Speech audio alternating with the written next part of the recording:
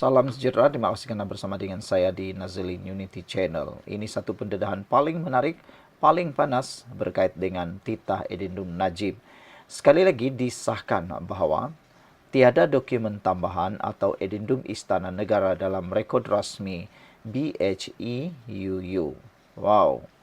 Jadi kalau begini, adakah boleh ditafsirkan bahwa memang titah edendum itu tidak wujud di tangan Kerajaan Perpaduan maupun Anwar Ibrahim dan juga Menteri Keselamatan Dalam Negeri?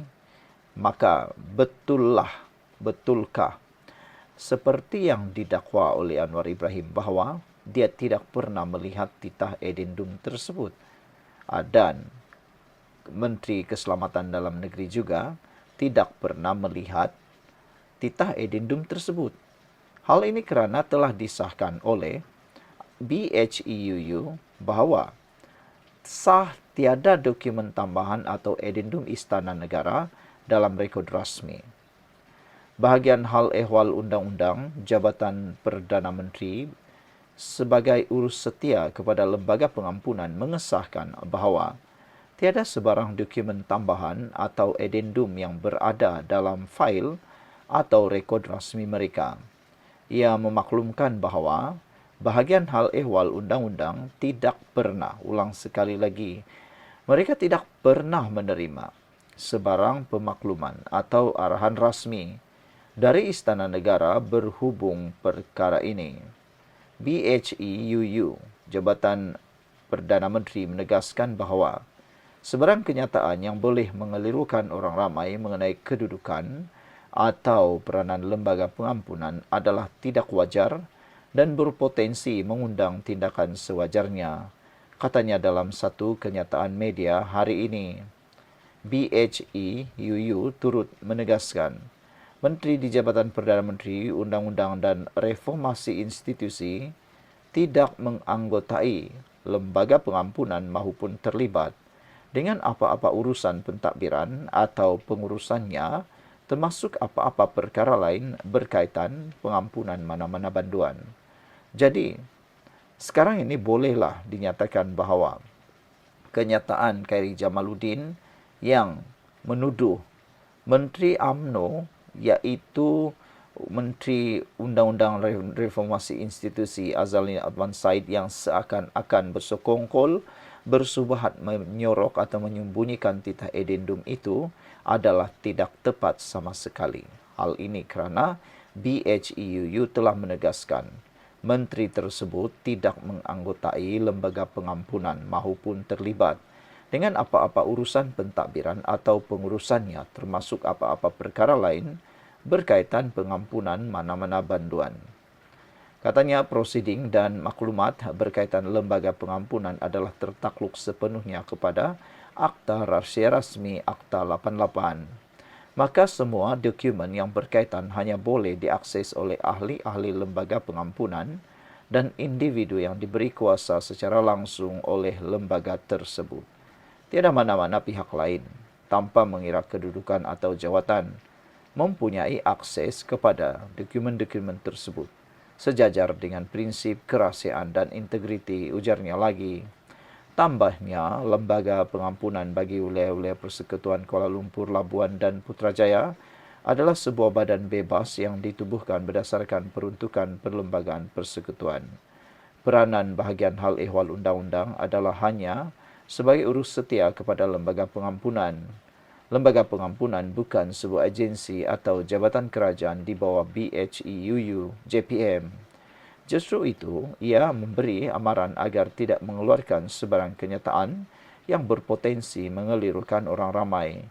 Langkah ini katanya penting bagi memastikan integriti lembaga pengampunan terpelihara serta maklumat yang tepat dapat disampaikan kepada masyarakat.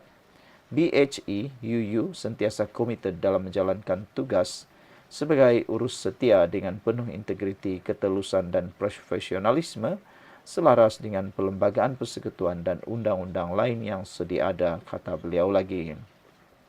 Segala urusan berkaitan dengan lembaga pengampunan telah dan akan terus dilaksanakan selaras dengan undang-undang dan prosedur yang telah pun ditetapkan, kata beliau lagi.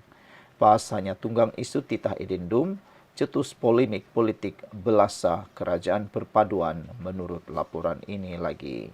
Sekian dulu untuk kali ini. Jangan lupa tinggalkan komen Anda. Salam sejahtera. Terima kasih karena bersama dengan saya di Nazilin Unity Channel.